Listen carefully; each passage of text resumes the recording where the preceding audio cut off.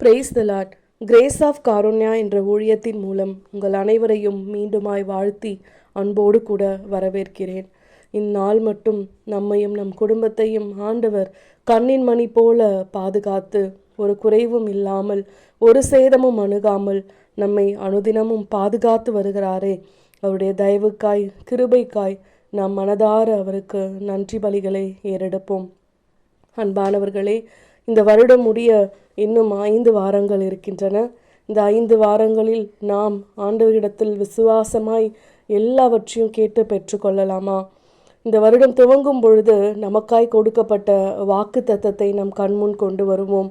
ஆண்டவரே ஏசப்பா, நீர் வாக்கு மாறாதவராய் இருக்கிறீர். நீர் சொல்லியும் செய்யாதிருக்கிற தேவன் அல்ல.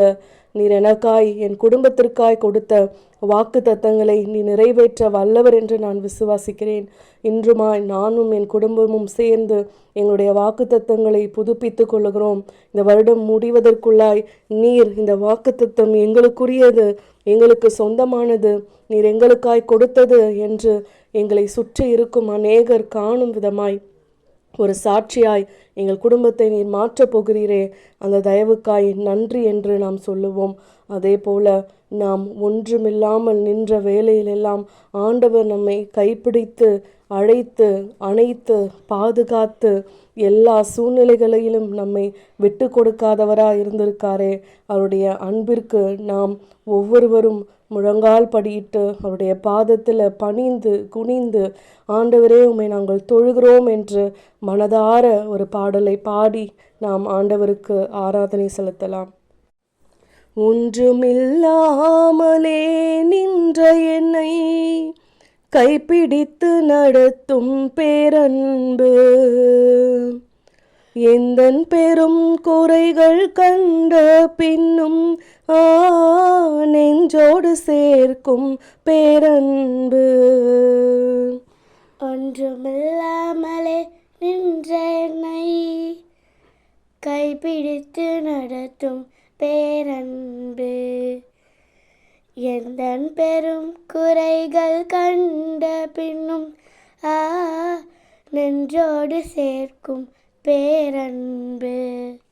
இந்த நல்ல தெய்வத்துக்கு நான் என்ன செய்து நன்றி சொல்லுவேன்?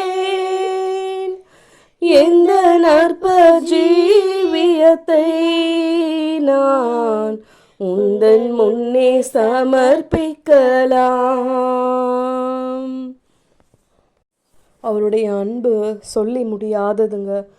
நம்முடைய குறைகளை எல்லாம் அவர் பார்த்திருப்பானால் நமக்கு ஆசீர்வாதங்கள் ஒன்றுமே கிடைத்திருக்காது. எவ்வளவோ தவறுகள் நாம் செய்த போதெல்லாம் நம்மை மன்னித்து நம்மை அரவணைத்து நம்மை விட்டு கொடுக்காமல் தாயைப் போலவும் தந்தையைப் போலவும் நம்மை தேற்றுகிற ஒரு தெய்வமாக இருக்கிறாரே. அவருடைய அன்பிற்கு ஈடாய் நாம் எண்ணத்தை செலுத்த முடியும்? நம்மை ஆற்றி தேற்றி ஒவ்வொரு நாளும் நமக்கு தேற்றரவாளனாக இருந்து கொண்டிருக்கிறாரே, அவருக்கு நாம் நன்றிகளை ஏறெடுப்போம். அதே போல நம்மை அரவணைக்க யாருமே இல்லாத சூழ்நிலைகளில், நாம் அழுது புலம்பிக் கொண்டிருக்கிற வேளைகளில், ஆறுதலாய் யாருமே இல்லாத நேரங்களில் எல்லாம் ஒரு குரல் நம்மை தேற்றும் அல்லவா? அந்த அன்பு குரலுக்கு, அந்த தாயின் குரலுக்கு, தந்தையின் குரலுக்கு நாம் இந்த வேளையில் நன்றிகளை மனதார நாம் ஏறெடுப்போம். தாய் போல தேற்றி தந்தை போல ஆற்றி தோள் மீது சுமந்திடும் என் ஏசையா. தாய் போல தேற்றி தந்தை போல ஆற்றி தோள் மீது சுமந்திடும் என் ஏசையா. உம்மை போல புரிந்து கொள்ள யாருமே இல்லை, உம்மை போல அரவணைக்க யாருமே இல்லையே.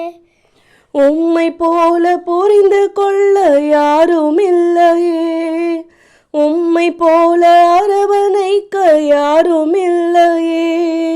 நீர் போதும் என் வாழ்விலே ஏசையா, நீர் போதும் என் வாழ்விலே,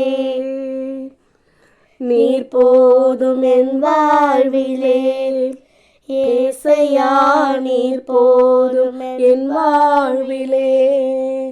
ஆம் ஏசப்பா, எங்கள் வாழ்நாள் முழுவதும் நீங்கள் இருந்தால் போதும், ஒரு குறைவும் இன்றி நாங்கள் நலமாயிருப்போம் என்று இந்த வேளையில் அவருடைய கரத்தை பிடித்து இந்த வாரம் முழுவதும் நாம் பயணிக்கலாம். நம்முடைய எல்லா பயணமும் வெற்றியாய் அமைய ஆண்டவர் நமக்கு துணையாயிருப்பாராக. ஆமேன்.